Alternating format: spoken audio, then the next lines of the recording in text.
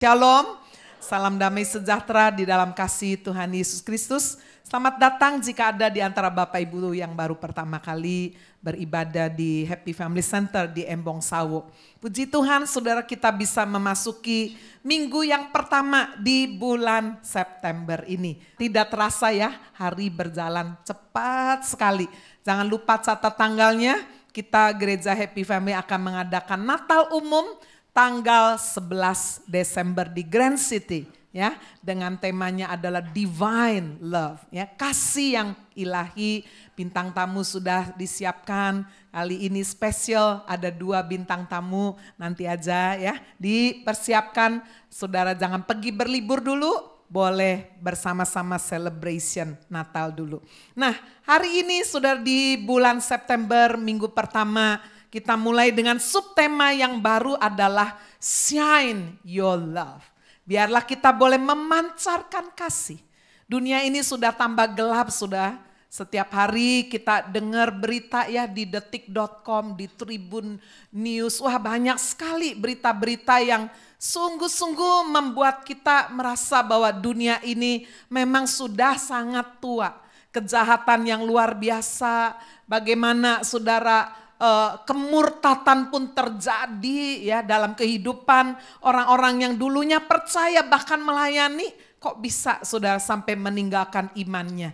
Tapi firman Tuhan sudah mengingatkan kita bahwa Roh dengan tegas mengatakan bahwa pada masa akhir akan ada orang-orang yang murtad.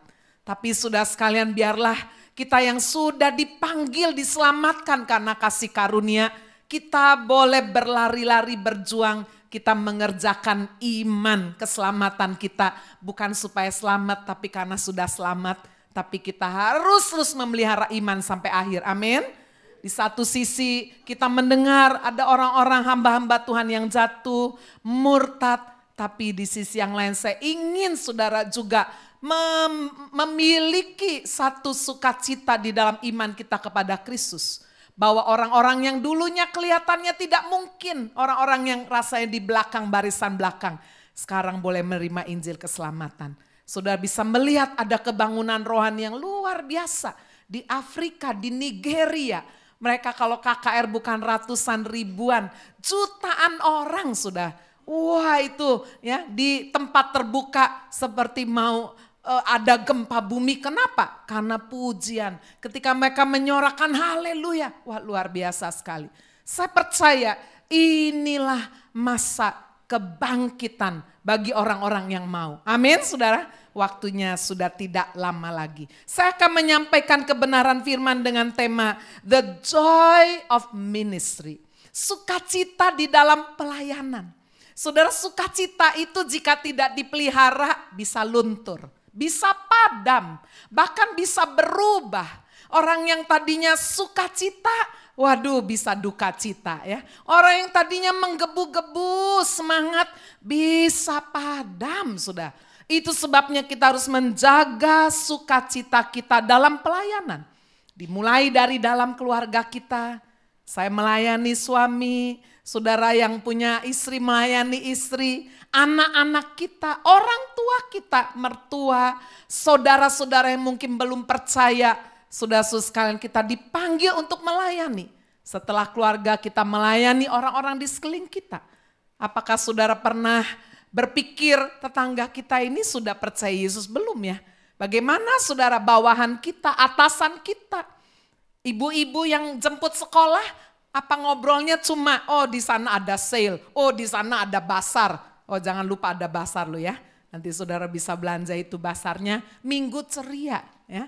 Ya, anak-anak supaya lebih semangat bisa tukarkan poin kerajinan mereka. Nah, hari ini kita akan lihat the joy of ministry. Yang pertama adalah moved with love. Digerakkan oleh kasih. Saudara-saudara sekalian, di dalam 1 Yohanes pasal yang ke-5 ayat yang ke-3, saudara. Firman Tuhan sungguh memberitahu kepada kita bahwa apa saja kalau kita melakukan itu di dalam kasih, tidak ada yang berat. Amin, saudara. Demikian firman Tuhan, sebab inilah kasih kepada Allah. Yaitu bahwa kita menuruti perintah-perintahnya. perintah-perintahnya itu tidak berat.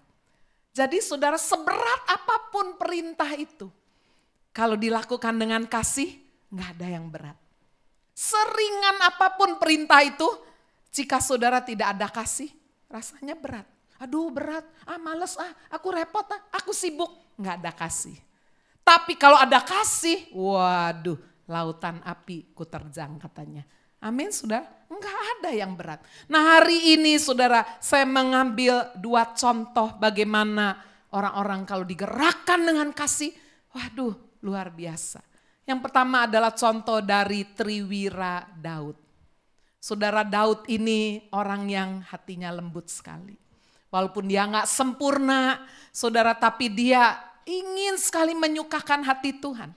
Dan dalam hidupnya sudah dia sering juga mengalami bagaimana dia disakiti, dibenci, saudara, diperlakukan tidak adil.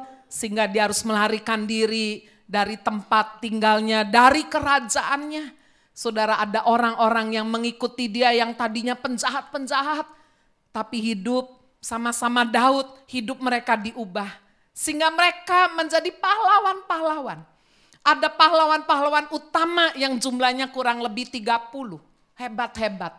Tetapi di antara 30 ini Tuhan saudara mengangkat ada 3 orang namanya Triwira. Nanti kita akan berkenalan satu dengan yang lain saudara. 3 orang yang hebat ini. Apa sih kelebihan Triwira Daud ini? Yang pertama, mereka perkasa dalam perang. Tentu aja mereka orang militer ya sudah harus perkasa dalam perang. Kalau saudara dalam pekerjaan juga saudara prinsip manajemen aja berkata the right man on the right place. Betul? Orang yang tepat di tempat yang tepat. Gereja juga harus menempatkan orang-orang sesuai dengan potensi, sesuai dengan karunia rohnya. Jadi saudara, kita bisa melihat Triwira Daud ini perkasa dalam perang. Hebat sekali. Tapi mereka bukan hanya perkasa dalam perang. Mereka disertai dengan karakter yang luar biasa. Setia di dalam tugas, setia nanti kita akan lihat. Nah banyak dari kita sudah menjumpai orang yang hebat, orang yang terampil, orang yang pandai, smart, jenius. Tapi dalam hal kesetiaan sangat kurang. Itu sebabnya Amsa berkata banyak orang menyebut diri baik hati. Tapi orang setia, siapakah mendapatkannya? Saudara kalau punya istri cantik puji Tuhan. Tapi kalau tidak setia gimana? Waduh, bisa bikin stres, depresi loh. Saudara punya suami orang kaya, puji Tuhan. Tapi kalau enggak setia, waduh bisa bikin pusing kepala. Ya, itu sebabnya saudara setia di dalam tugas ini juga dimiliki oleh Triwira ini. Setia luar biasa. Dan yang ketiga, setia terhadap pemimpin. Nah ini sudah ya, ada orang setia datang terus. Tapi enggak setia sama pemimpin. Pemimpin ngomong A, dia ngomong B. Pemimpin ngomong A, B, C, dia tutup telinganya. Ngomongnya cuma iya, tapi enggak datang. Datangnya, oh iya, kalau ketemu, iya, tapi enggak datang, enggak kelihatan. Nah ini, banyak orang enggak bisa setia terhadap pemimpin. Saudara banyak istri karena takut suaminya marah, ya, tapi tidak menjalankan. Suaminya adalah pemimpin dalam rumah tangga yang dipilih oleh Tuhan. Saudara sekalian di sini, anak-anak buah kerja, apakah kita setia terhadap pemimpin kita? Bangsa dan negara kita punya pemimpin, punya presiden. Tapi saudara lihat kebesaran satu bangsa adalah ketika kita melihat rakyatnya menghormati, menghargai sang pemimpin. Ya, itu sebabnya kita harus terus mendoakan. Ada banyak orang enggak menghargai pemimpin, dihina-hina, diejek-ejek. Waduh. Saudara, kita belajar Triwira ini luar biasa, perkasa dalam perang, setia dalam tugas, setia terhadap pemimpin. Nanti karakter lain kita akan lihat lagi di bawah ini. Setelah kita berkenalan, siapa Triwira ini? Yang pertama namanya adalah Isi Baal. Atau di dalam 1 Tawari 11 ayat 11 disebut namanya Yasobam. Isi Baal atau Yasobam ini adalah kepala dari Triwira. Saya baca ya di dalam 2 Samuel pasal 23 ayat 8. Inilah nama para pahlawan yang mengiringi Daud. Isi Baal, orang Hachmoni, kepala Triwira. Ia mengayunkan tombaknya melawan 800 orang yang tertikam mati dalam satu pertempuran. Wah, hebat sekali ya. Saudara, mengalahkan 2 orang aja nggak gampang. Bukan 8 orang, bukan 80, 800. Pastilah ini orang perkasa sekali. Ya, sampai 800 orang dia bisa kalahkan. Orang yang kedua namanya adalah Eleazar, anak Dodo. Kita bisa lihat itu di 2 Samuel 23 ayat 9 sampai 10. Dan sesudah dia Eleazar anak Dodo, anak seorang Ahohi, ia termasuk ketiga pahlawan itu, ia ada bersama-sama Daud ketika mereka mengolok-olok orang Filistin yang telah berkumpul di sana untuk berperang. Padahal orang-orang Israel telah mengundurkan diri. Luar biasa.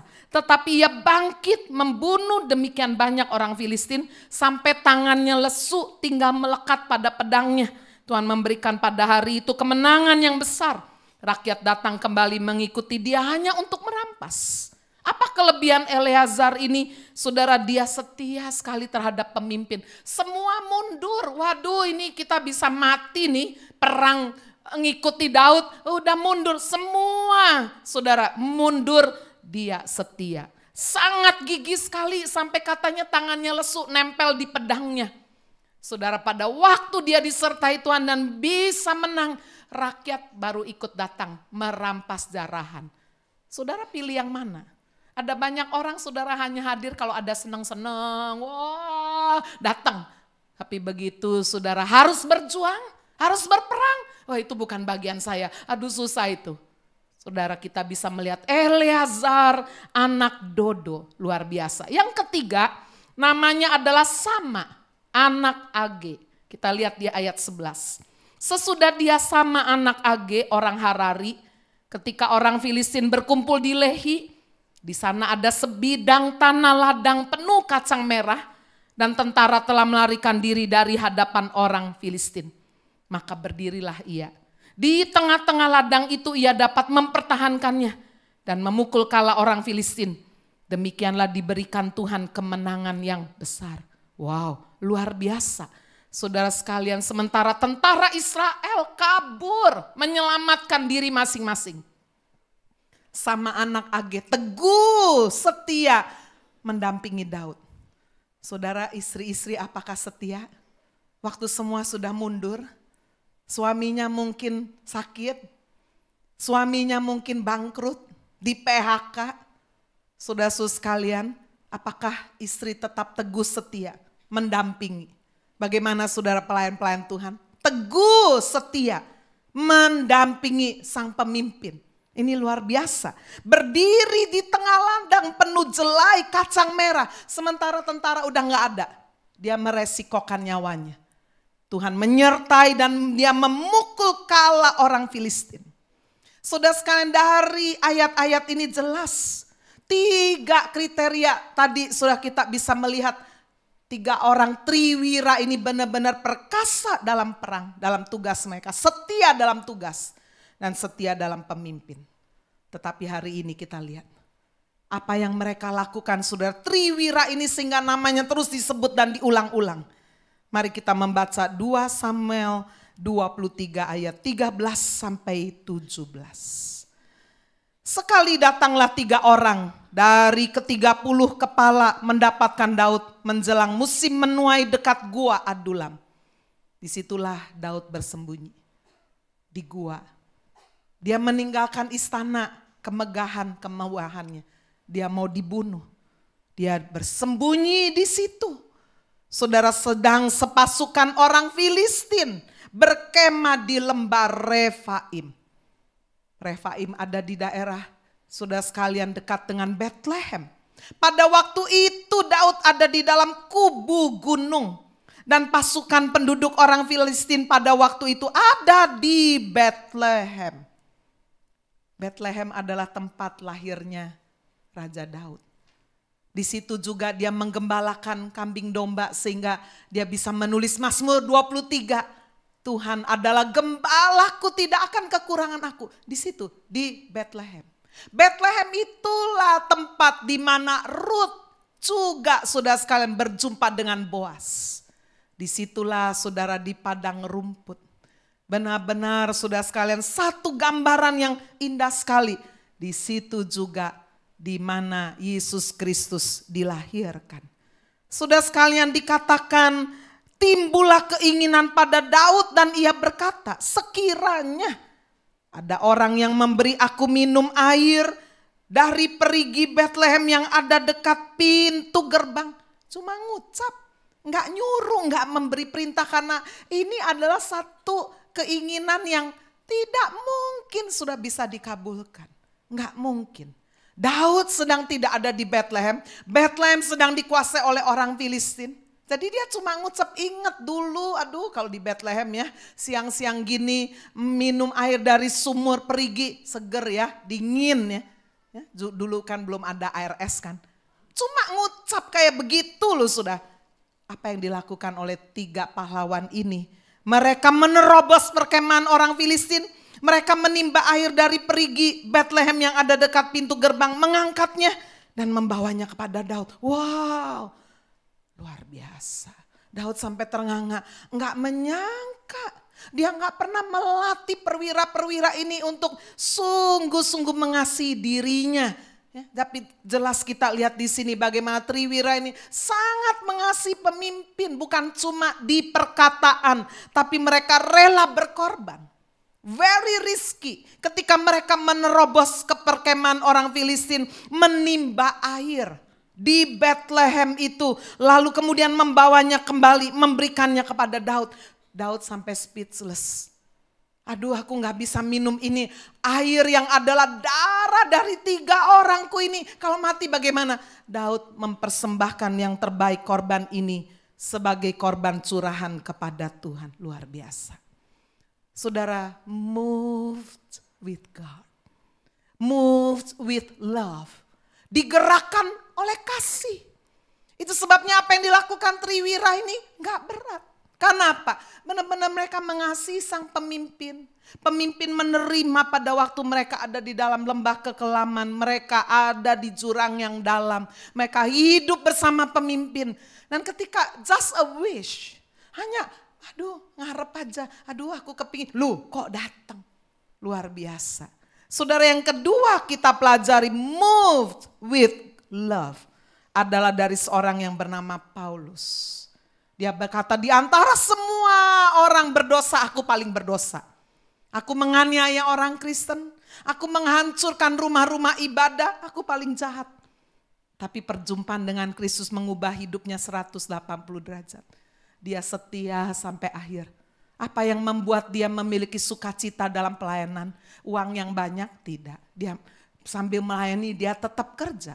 Itu sebabnya ada ministry yang disebut tent maker. Tent maker adalah orang itu tetap kerja, tetap bisnis, tapi dia pelayanan sungguh-sungguh. Dia tidak menerima upah dari pelayanannya, tapi sudah dia hidup dari pekerjaannya. Seperti Paulus, tent maker. Apa yang menggerakkan dia? Sampai dia sudah dirajam batu, bangun lagi, tetap beritakan Injil. Dia di penjara, menyanyi, sudah berdoa, Tuhan lepaskan dia dari penjara. Luar biasa. Dan orang yang satu ini ketika dia mengalami satu pergumulan yang hebat, hambatan. Sampai dia berdoa 3 kali, Tuhan cabut ini duri dalam dagingku. Tuhan bilang apa? Cukup Paulus. Di dalam kelemahanmu lah kuasaku menjadi sempurna. Dia tidak protes, dia tidak marah kepada Tuhan. Hari ini apakah ada di antara saudara yang sedang marah sama Tuhan? Karena saudara merasa, saya udah berkorban, saya udah buat begini-begini. Mana? Kita lihat hidup Paulus. Mengapa saudara dia tetap punya the joy of ministry? Because he is moved with love. Coba kita membaca 2 Korintus pasal yang kelima ayat 14 dan 15. Sebab kasih Kristus yang menguasai kami. Karena kami telah mengerti bahwa jika satu orang sudah mati untuk semua orang, maka mereka semua sudah mati. Dan Kristus telah mati untuk semua orang supaya mereka yang hidup tidak lagi hidup untuk dirinya sendiri. Tapi untuk dia yang telah mati dan telah dibangkitkan untuk mereka. Indah sekali. Saudara membaca terjemahan NIV bahasa Inggris bagus sekali. For Christ's love compels us because we are convinced that one died for all and therefore all died. Kasih Kristus menggerakkan, mengkompel, mendorong aku dengan begitu kuat. Karena aku benar-benar sudah diyakinkan bahwa kalau ada satu orang yaitu Kristus mati bagi kita semua. Kita juga udah mati, di dalam dosa-dosa kita udah mati. Dan kita hidup bukan lagi menghidupi diri kita sendiri, tapi hidup bagi Kristus. Ketika saya memeriksa saudara, for Christ love, love di sini adalah pakai agape. Itulah saudara kasih Kristus yang menggerakkan. Saudara kasih manusia, infatuation, kasmaran, itu nggak bisa selama-lamanya. Saudara, kasmaran bisa membuat orang lawan orang tua. Kamu jangan sama ini ya, nggak bisa lawan. Dari sayang sama orang tua bisa berontak. Saudara, kasmaran bisa membuat orang pindah agama. Betul? Ya. Waduh, udah saking cintanya. Kamu mau kawin sama saya keyakinannya ini. Kalau Koko nggak mau, ya udah kita break. Waduh, bisa. Saudara, itu kasmaran, cinta manusia di dunia. Tetapi saudara, kasih Kristus itu menggerakkan dari dalam. Kasih Kristus menyadarkan kita bahwa dia sudah mati bagi kita. Sehingga kalau kita masih diberikan kesempatan untuk hidup, hidup itu mengenal Kristus bukan supaya Kristus memberkati, itu udah pasti dah. Tapi bukan itu yang dikejar. Tapi benar-benar Kristus hidup di dalamku, hidupku bukan aku lagi tapi Kristus di dalam aku. Amin. Moved with love. Saudara sekalian, ketika saya melihat foto yang satu ini, saya tidak perlu melihat keterangannya apa. Saya tahu bahwa orang ini digerakkan oleh cinta yang luar biasa.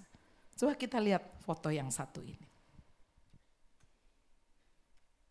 Seorang India, saudara, kerjaannya adalah menarik beca sambil menggendong putrinya yang baru lahir.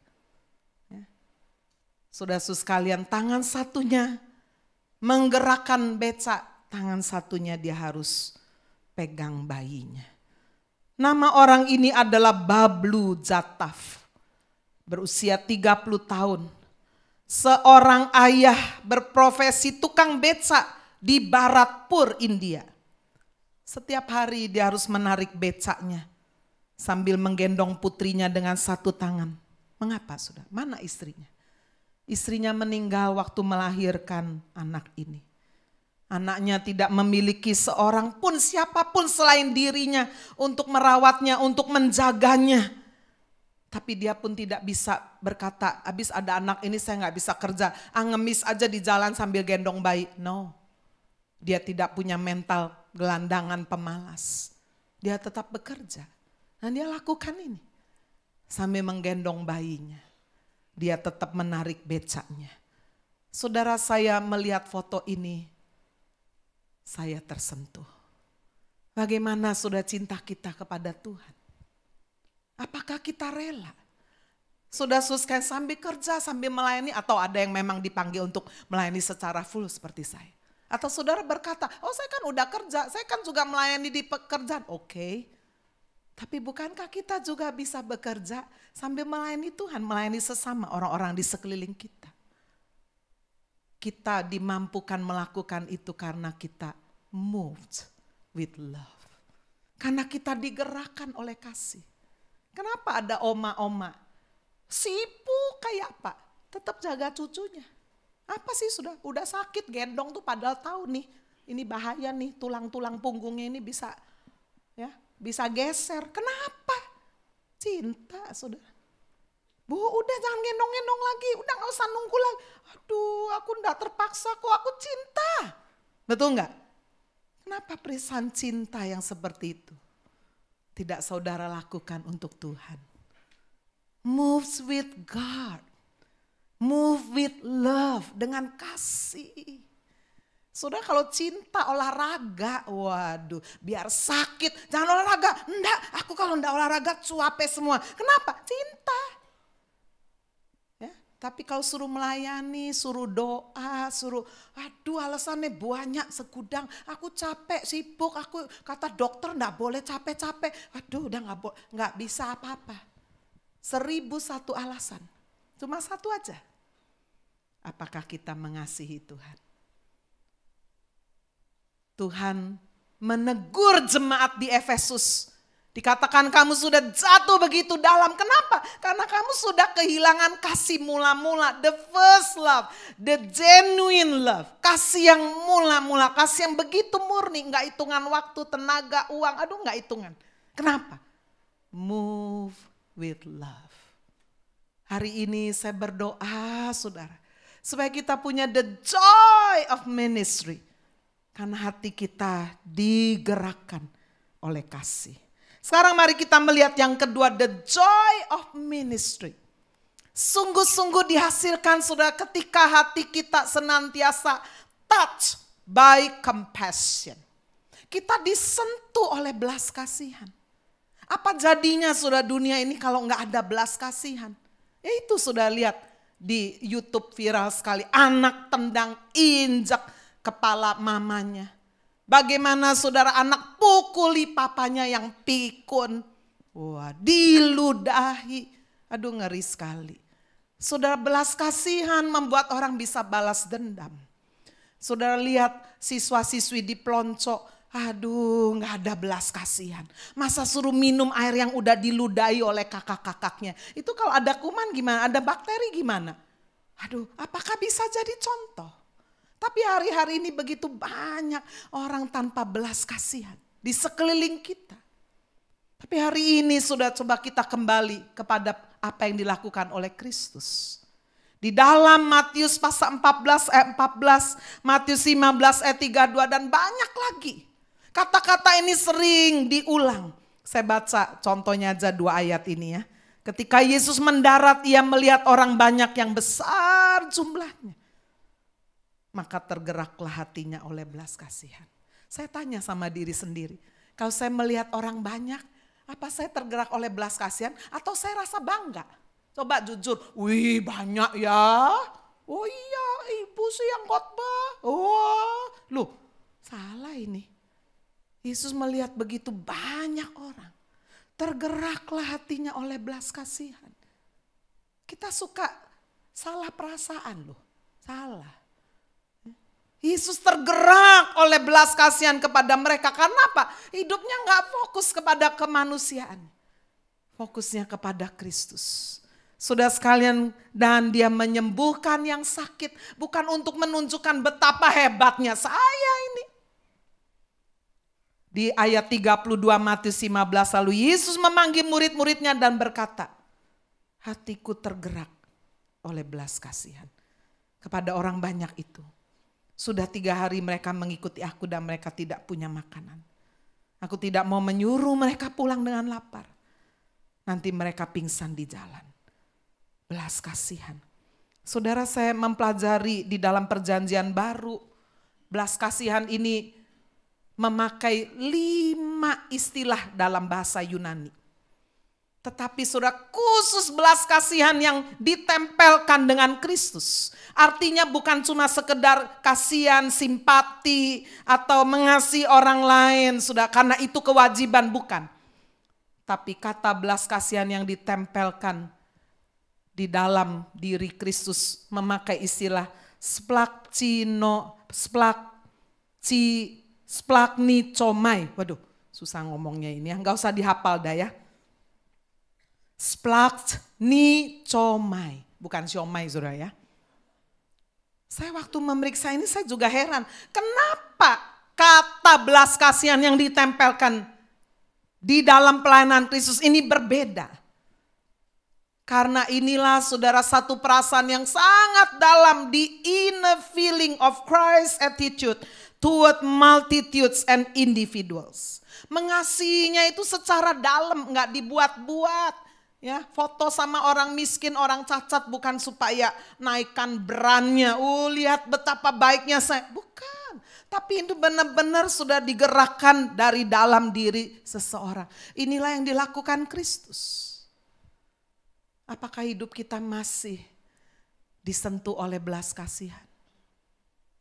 Atau kita menyalahkan orang lain kalau kita melihat ada orang yang susah?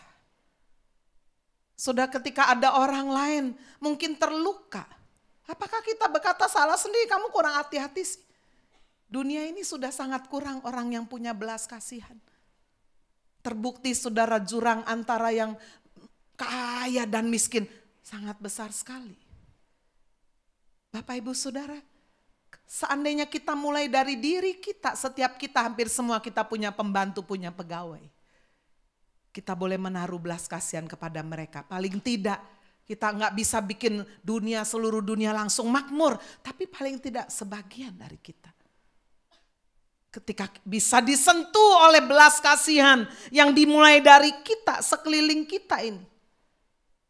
Contoh yang kedua yang saya ambil adalah 4 orang yang menggotong orang yang lumpuh.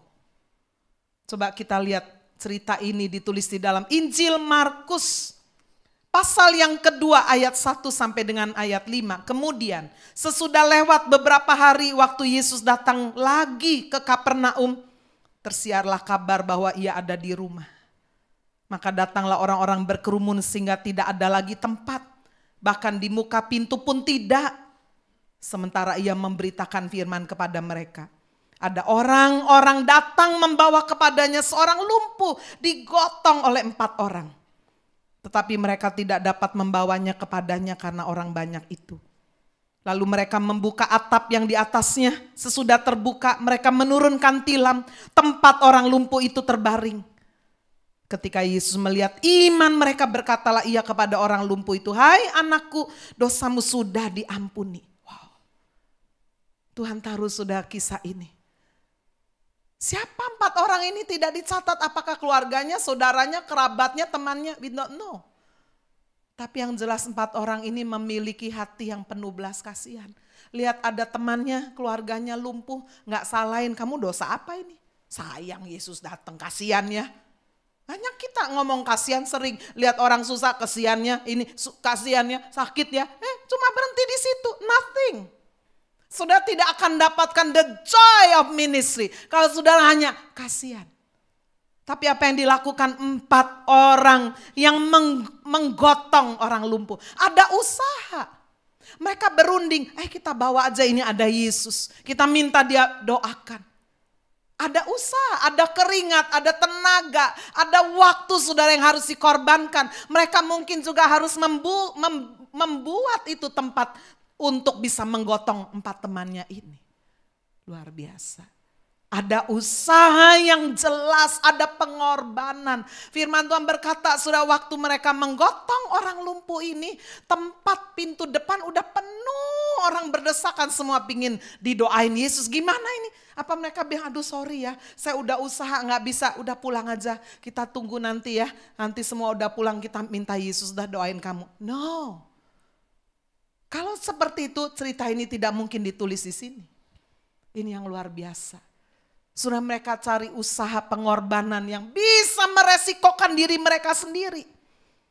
Yaitu dikatakan mereka membuka atap yang di atasnya. Sudah kalau ke Israel dibawa ke Kapernaum. Saya dengar cerita di situ. Saya orangnya kalau baca apa-apa, lihat apa-apa kritis. Saya bilang itu gimana bobol atap. Karena pikiran saya modern. Atapnya beton. Ya, local guide-nya bilang, no, zaman dulu belum ada beton, nggak pakai batu. Ya kan kalau pakai beton gimana tuh? Oh itu atapnya itu dari daun-daun yang kering. Oh, walaupun begitu mereka perlu tenaga, usaha. Kalau jatuh bagaimana? Nggak lucu, bawa orang lumpuh yang ngangkatnya ikut lumpuh kalau jatuh. Betul sudah? Siapa bilang pelayanan itu nggak ada resiko? Ada resiko.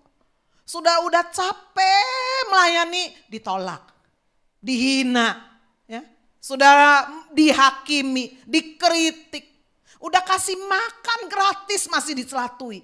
Nasi kok atos kayak gini. Nggak ikut bayar loh. Saya dengar sendiri tuh di sini, ini ayamnya kok nggak fresh. Waduh, wis disiapin berapa ratus. Sepripis pun dia nggak sumbang apa-apa. Kok tega ngomong ya. Saya pulang cuma bisa ngomong sama bapak, oh no ya orang kayak begitu ya. Ya itu, saudara pelayanan udah berkorban, orang masih hakimi kita. Orang masih menolak kita. Orang masih mengata-ngatai kita. Betul? Ada resiko. Siapa bilang gak ada resiko? Lihat sudah 4 orang ini. Ada resiko. Mereka bisa jatuh. Mereka sendiri bisa lumpuh. Tapi mereka lakukan itu kenapa? Kasihan. Belas kasihan yang diwujudkan lewat action. Enggak cuma talk only. Cuma khotbah aja. Cuma bicara aja.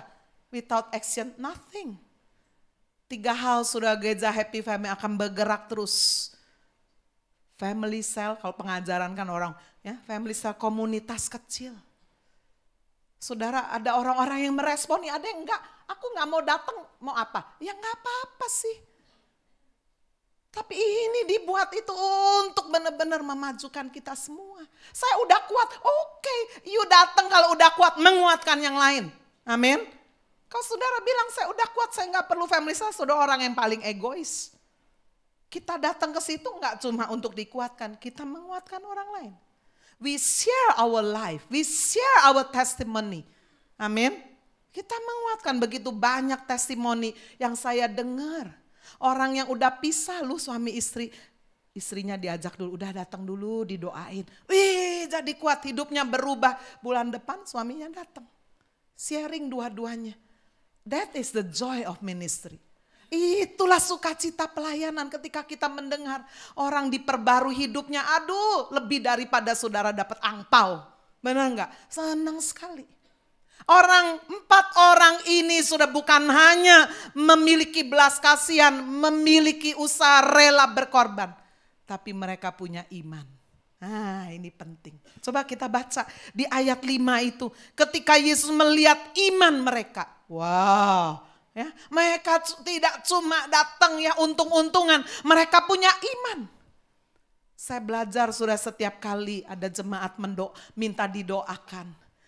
Saya enggak seperti Bapak. Bapak itu punya karunia supranatural. Untuk ada penglihatan. Saya kadang-kadang, kamu lihat enggak? Enggak, itu di situ ada setan. Mana? Aku merinding, enggak kok. Ya, saya kurang peka saudara kalau yang gitu-gitu dah. Tapi suami saya penglihatan yang gitu-gitu. Tapi heran biar begitu saya sering diminta orang, Bu tengkingin nih Bu ada setan. Iya tak tengking. Ibu lihat setannya. Enggak. Iya dengan iman aja. Amin. Ya.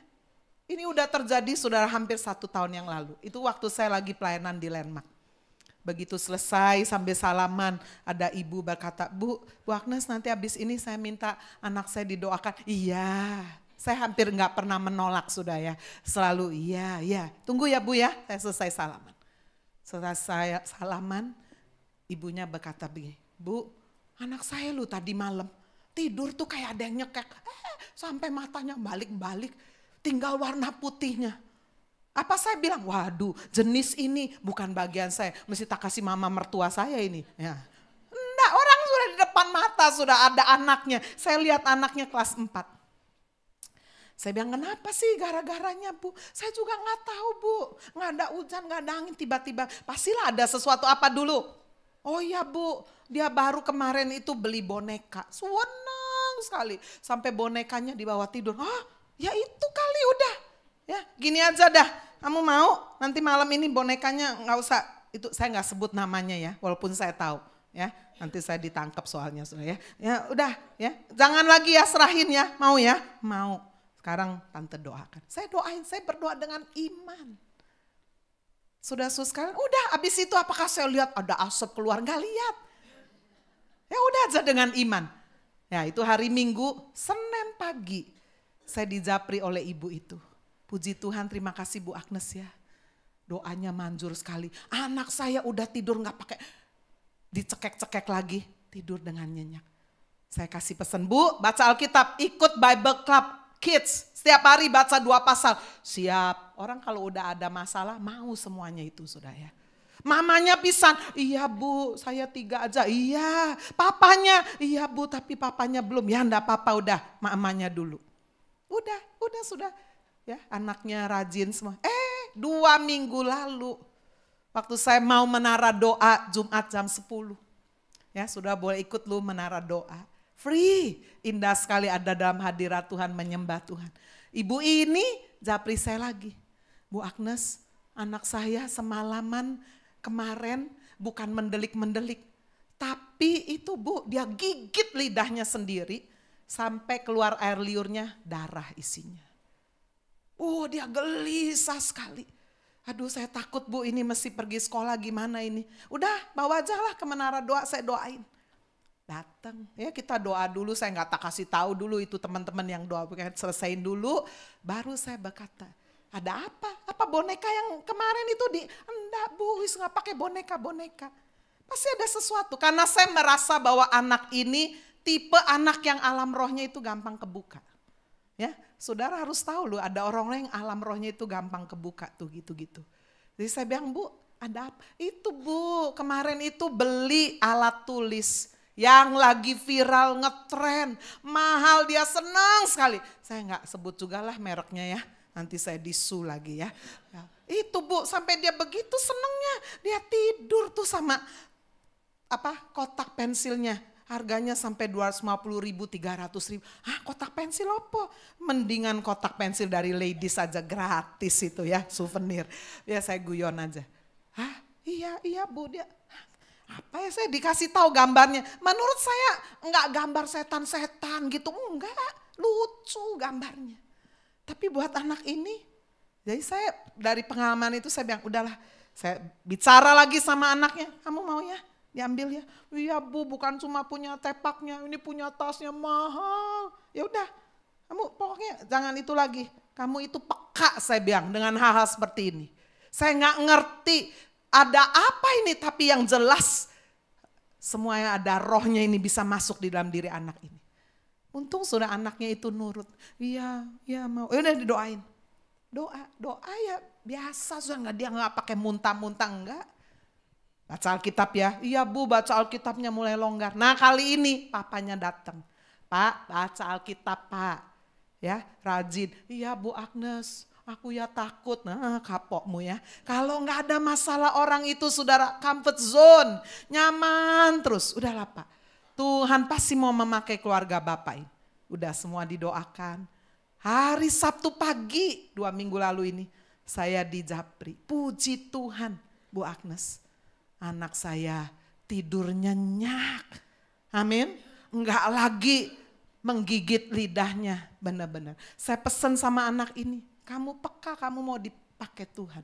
Lalu saya tanya, di keluargamu ada yang begini gak sih? Ini biasanya kayak begini nih ada keturunan. Mungkin ada bekas suhu lah, bekas apa, bekas keturunan dukun, ngundang arwah, suka ngundang apa tuh yang pakai pensil-pensil tuh. Jai langkung lah, apalah. Nah itu bisa nurun loh sudah. Lalu kemudian mamanya bilang, iya ada. Omnya masih keturunan mamanya. Waduh, sampai sekarang tubuh bisa lihat, wah nurun. Lucu sudah anak ini bisa berkata, tante kenapa nurunnya ke saya, nggak ke mami aja katanya. Nah ini kita nggak tahu. Saya berkata jangan khawatir, Tuhan mau pakai kamu. Kamu begitu peka. Bukan hanya iblis pun gampang menyerang kamu, tapi Tuhan juga mau banyak bicara kepadamu. Barulah anak itu cerita, iya saya bisa rasa kalau ada Tuhan itu, rasa. Saya bisa dapat penglihatan dan lain-lain. Wow, bagian saya apa sudah? Saya hanya melayani dengan belas kasihan. Dengan iman percaya bahwa kalau saya berdoa, yang lain-lain yang saya nggak bisa lakukan, itulah bagian Tuhan. Amin. Itu sebabnya joy of ministry terjadi ketika saudara ini touch with compassion. Dijamah, disentuh oleh belas kasihan. Dan ketika sudah melihat hasilnya itu, kita bersuka cita. Sekarang yang ketiga, yang terakhir. The joy of ministry dihasilkan ketika kita run for the high calling. Ketika kita berlari kepada panggilan yang tinggi itu. Panggilan yang agung. Filipi 3 ayat 13-14. Saudara-saudara, aku sendiri tidak menganggap bahwa aku telah menangkapnya. Tetapi ini yang kulakukan. Aku melupakan apa yang telah di belakangku. Dan mengarahkan diri kepada apa yang di hadapanku. Dan berlari-lari kepada tujuan untuk memperoleh hadiah. Yaitu panggilan surgawi dari Allah dalam Kristus Yesus. luar biasa. Paulus, saudara, dia orang yang sangat terhormat, orang kaya, punya warga negara Romawi, orang terpandang dalam bidang keagamaan. Dia anak sudah dari imam besar yang paling terkenal pada waktu itu, anak kesayangan. Wah, luar biasa. Tapi perjumpaan dengan Kristus mengubah hidupnya. Dia berkata, aku melupakan apa yang di belakangku. Saudara, saya waktu baca dan periksa bahasa aslinya, artinya adalah I forget completely. Saya melupakan completely, semuanya. Saudara, banyak dari kita diajari untuk melupakan masa lalu kita yang kelam, kegagalan, kesedihan, sakit hati. It's okay, good. Kita harus melepaskan pengampunan. Tapi berapa banyak masa lalu kita yang hebat, anak orang kaya, keturunan darah biru lah, kita pinter, jenius, kita dokter lah, profesor lah, kita masih bawa-bawa terus. Dan dengan itu kita masih terus minta dihormati. Kamu gak tahu siapa saya? Waduh. Tapi saudara, kata yang dipakai Paulus ini adalah forgetting completely. Itu sebabnya dia berkata, aku lupakan apa yang di belakangku. Aku keturunan Ibrani asli, orang suku Benyamin, aku orang Farisi. Aku disunat hari ke-8, aku lupakan. Semuanya aku anggap sampah. Wow, luar biasa. Kita semua sedang mengarah ke situ, sudah. Mengarahkan yang di hadapanku, stretching forward. Kalau saudara lihat orang berlari yang benar-benar itu mesti begini, nggak boleh begini ya. Stretching forward ke sana. Dan sudah kalau sedang berlari nggak boleh lihat kiri kanan. Wah, musuhku di mana ya? Saudara ketinggalan. Ya, saya melihat satu gambar di YouTube itu. Ya, bagaimana orang pelari yang satu fokus, yang satunya ngeliatin sampai mana. Wah, ya pasti ini energi nengok aja butuh waktu kan. Berapa banyak seringkali sudah kita nggak bisa bahagia karena kita fokus lihat orang lain. Wih, dia bahagia ya, dia keluar negeri terus ya. Dia ganti terus tasnya. Dia lihat, saudara kapan menangnya? Betul saudara? Stretching forward, kita mengarahkan apa yang di depan kita. Berlari-lari, bukan jalan-jalan lenggang kangkung, berlari-lari pada tujuan. Saya merasa hari-hari ini udah sangat singkat. Kedatangan Yesus, saudara, buat tiap orang bisa beda. Kalau saudara berkata kedatangan Yesus seperti pencuri, itu saudara, masa ada orang yang mengharap pencuri datang rumah saudara? Nggak ada kan? Kalau sudah merasa kedatangan Yesus seperti pencuri, itu artinya saudara tidak siap. Kalau bisa jangan datang, jangan datang. Aku masih lebih senang di dunia. Jangan datang please, nanti aja, nanti. Tapi firman Tuhan juga berkata kedatangan Yesus seperti menanti mempelai. Saudara, kalau jatuh cinta dengan pasangan saudara, masa berkata, wis menikahnya nanti, ditunda aja, ditunda. Enggak, kalau bisa aduh cepet.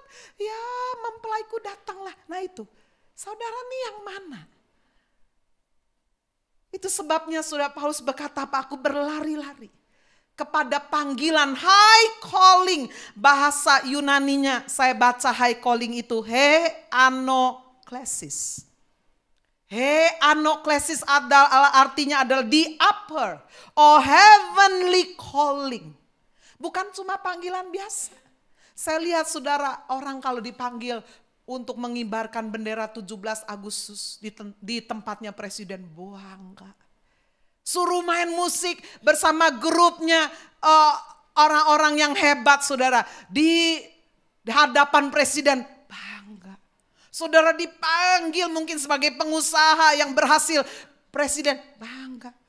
Belum apa-apa. Itu tidak boleh pakai apa heavenly calling. Paulus memakai istilah ini, he anoklesis. The upper or heavenly calling. An invitation to the kingdom of God and its privileges. Satu undangan saudara dari kerajaan Allah dan semua hak istimewanya, privilege. Saudara kalau diselamatkan it's because of grace. Tapi kalau saudara bisa melayani, saudara bisa setia dalam pelayanan yang Tuhan percayakan sesuai karunia yang Tuhan berikan, it's privilege. Orang yang begini nggak mungkin bilang saya cuti Nggak mau melayani, saya berhenti capek, letih, lesu, beban berat, minumlah tonikum bayar. Ini sudah, kita harus diperbaharui. Yang diperbaharui bukan hanya semangat kita, kekuatan kita secara fisik, tapi terlebih di dalam ini. Moved with love, touched by compassion, and run for the high calling. Karena di depan sedang menanti upah. Berlari-lari kepada tujuan untuk memperoleh hadiah. Wow. Yaitu tadi suatu panggilan surgawi dari Allah dalam Kristus Yesus. Coba kita lihat gambar yang terakhir, poster yang terakhir ini. If you light a lamp for someone else, it will also brighten your path. Ministry, melayani sesama. Saudara seperti sedang menyalakan pelita lampu bagi seseorang. Saudara bawa, ajak dia ke gereja. Saudara bersaksi. Bawa dia, ajak di kelompok kecil family. Ayolah datang, saya jemput ya, saya temani ya. You light a lamp for someone. Saudara besuk dia, doakan dia. Saudara sedang menyalakan lampu pelita buat orang lain. Tapi dikatakan, it will also brighten your path. Ketika sudah menyalakan pelita buat orang lain, jalan hidup saudara juga jadi terang. Amin, amin. Itulah saudara, the beauty of ministry. That is a joy of ministry. Ketika saudara menolong orang lain, kesusahan orang itu bahagia, saudara akan lebih bahagia. Ketika saudara menyalakan pelita buat orang lain, jalan hidup saudara sendiri akan diterangi. Amin. Tuhan Yesus memberkati kita semua.